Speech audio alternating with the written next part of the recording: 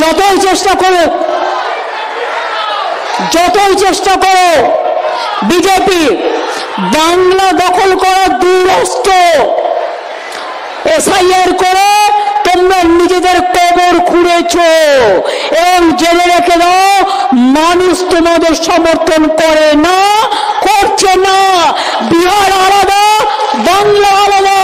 বিহার তুমি দখল করেছো, বাংলা দখল করা সম্ভব নয়।